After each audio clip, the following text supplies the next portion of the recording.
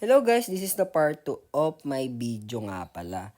So, dito nga pala kami pumunta sa Villa Elisa. Grabe guys, nakikita ko lang to sa Facebook, sa IG, tsaka sa TikTok. Sobrang ganda dito guys eh. Hulaan nyo guys bakit kami pumunta dito. So, habang hinuhulaan nyo guys, ay tara, maglalakad-lakad muna tayo para makita nyo din kung ano ba yung itsura ng Villa Elisa sa loob. So, meron silang restaurant sa labas. Yan guys, yan ay hindi aircon. Tapos, ito naman yung mga bila-bila nila guys. So, parang ano siya guys eh. Alam nyo yung nag-rent kayo ng bahay.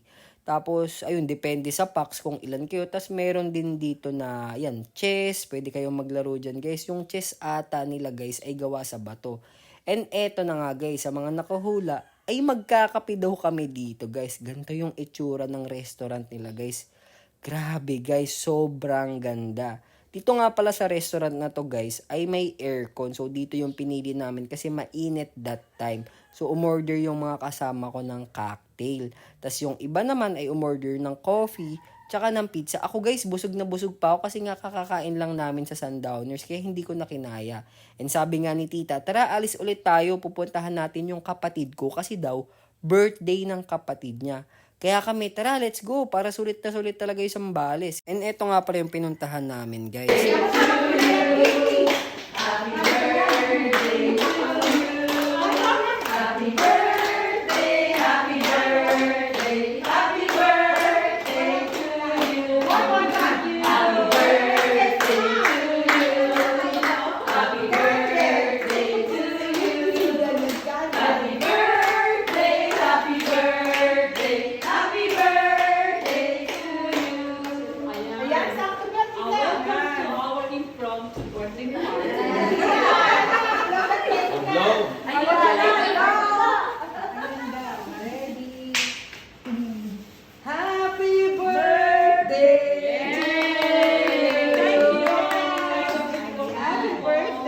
And after nga namin kantahan si tita, ay kumain na daw ulit kami kahit busog. Ay kain talaga guys, talagang sawang-sawa sa pagkain. Pero okay lang guys, blessing to eh. So kanya-kanyang kuha na kami ng food guys.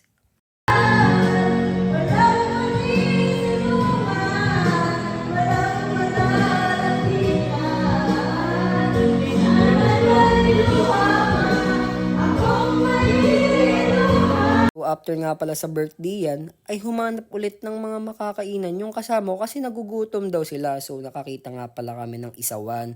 So umorder nga pala kami dito at yung in-order ko nga pala dito guys ay isaw ng baboy. Sayang nga guys isa lang yung na-order ko kasi ang sarap pala ng tinda nila. Pero okay lang kasi busog na rin naman ako. Kinabukasan nga pala guys ay nag-aayos na ulit tayo ng gamit kasi aalis ulit tayo guys para talagang sulit na sulit natin yung Sambales natin guys. Kaya tara, samahan nyo muna ako mag-ayos ng gamit. After natin mag-ayos, ay babiyahe na ulit tayo, guys. Yung pupuntahan nga pala namin, guys, ay yung sinasabi na New Zealand ng Sambales. Kaya tara, samahan nyo kung bumiyahe papunta sa New Zealand. So, nakikita na natin yung sign ng Mapanwepe, guys. Mukhang malapit-lapit na tayo, guys, ha. Grabe, guys, sobrang layo din pala dito. Tsaka sobrang rough road. Benta niya mahal.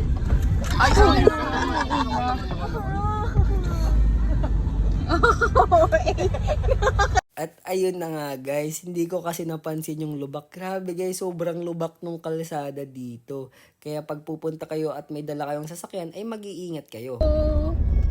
Thank you. Merry Christmas daw. That's them. Nagbebenta ay ang papaya. Magpa-picture sila dun. Artista si Willie. Nagbandahan sila sa motor. Nagbebenta sila na. Yan. Papaya. Ano? Papaya. Wala na akong bariyo. Oh my gosh, yung house nila. Ay, hindi pala house nila. So, eto na nga guys, this is it. After how many years guys, ay sobrang lapit na natin guys. Tingnan nyo naman, sobrang ganda. Dito sa New Zealand ng Sambales. Yan no guys. Diba sobrang peaceful. Kaya kung gusto nyo talaga ng peace of mind, pwede kayo dito guys. Dito nga kami nagstay guys sa Phase 1 malapit sa Sari-Sari Store. Ang ganda talaga dito guys. Kung mapapansin nyo guys, yung iba ay may dalang tent kasi pwedeng mag-overnight dito guys. Guys, oo nga pala, paalala ko lang, hindi libre dito. Dito ay may bayad, depende kung day tour lang kayo or overnight. Pero tingnan nyo naman guys, kung gaano kaganda dito. Syempre, ang hindi mawawala sa ganito kaganda ay yung alak guys. So nagbukas na tayo ng Red Horse guys, na may kasamang yelo. Syempre para sobrang sarap talaga yung inom natin. At syempre yung pulutan natin guys ay boy bawang. Pwedeng pwede na yan guys. Boy bawang, Red Horse, baka naman makatikim tayo ng libre dyan. Char! And ayun na nga guys, tong malamig na yung inumin natin guys, ay dali-dali ko ng inom. Grabe guys, ang sarap talaga mag-inom guys. Ewan ko, nahilig ako mag-alak pero alam ko naman guys na kapag sobra ay masama. So syempre, control-control din tayo guys sa pag-iinom.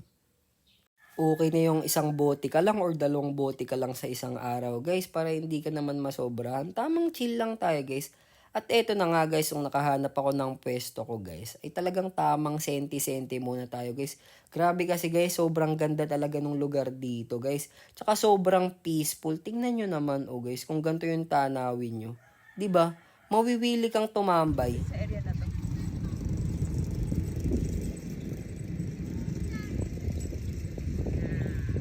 Ba't parang hindi mo nga sinasama lagi ang jowa mo sa galang? Ang tag yun na daw siya happy. Eh, nung una kasi nagkagalit-galit pa ako kasi laging absent. Parang hindi na gumigising ng pagpapagalit. Sabi naman yung mga open forum ng mga kasama natin guys. Kaya ako, habang nagkukwentuhan sila, ay tamang video-video lang muna ulit tayo dito guys.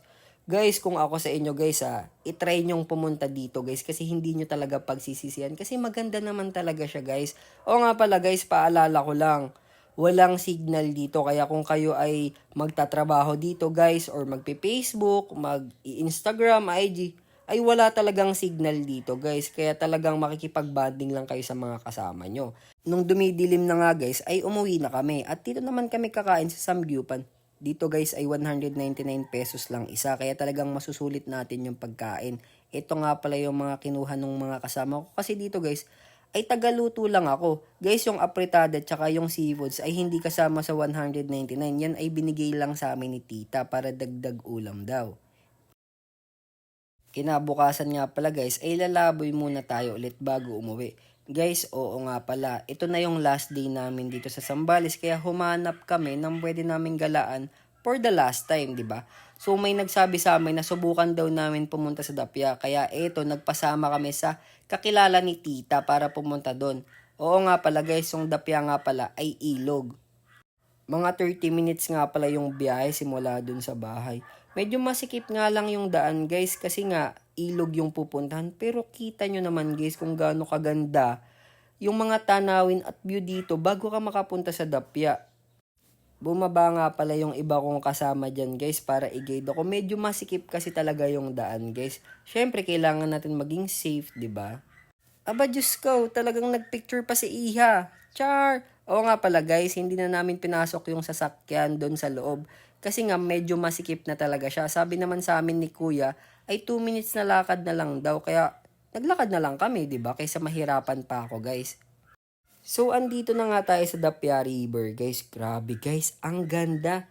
Tingnan nyo naman guys, oh, yung ilog, katabi niya na yung bundok. 'Di ba abot kamay mo na yung bundok guys. Sobrang ganda talaga guys. As in, first time ko makapunta sa ganto guys. Grabe, ang ganda talaga ng Zambales. Feeling ko ang dami pang pwedeng puntahan sa Zambales. Kulang lang talaga yung araw namin guys. Kasi syempre may mga pasok pa at may mga trabaho. Oo nga pala guys, paalala ko lang, hindi nga pala libre dito. May bayad din dito guys. Parang ang pagkakatanda ko, 30 pesos ata yung binayaran namin. Tapos kapag gusto nyong may cottage, may bayad yung kubo guys, 500 pesos. And pwede rin mag-overnight dito guys, hindi ko lang alam kung magkano. Pero syempre, day tour lang naman kami guys. Siguro mga 1 oras, 2 oras lang kami kasi uuwi na rin kami ngayong araw. Tingnan nyo naman guys, 'di ba? Sobrang ganda, sobrang linaw, at sobrang linis ng tubig. Kaya dali-dali na talaga akong nag-swimming guys. Oo nga pala guys, medyo malamig yung tubig. Pero sa umpisa lang naman, kapag nakalublob ka na ay hindi ka nagiginawin. And after nga pala namin mag-swimming, ay uwian na. Oo nga pala guys, i-follow nyo naman yung Facebook page ko, Engineer na Palaboy. And syempre, isubscribe nyo na rin yung YouTube channel natin. Abangan nyo na lang yung mga susunod kong video. Yun lang, salamat!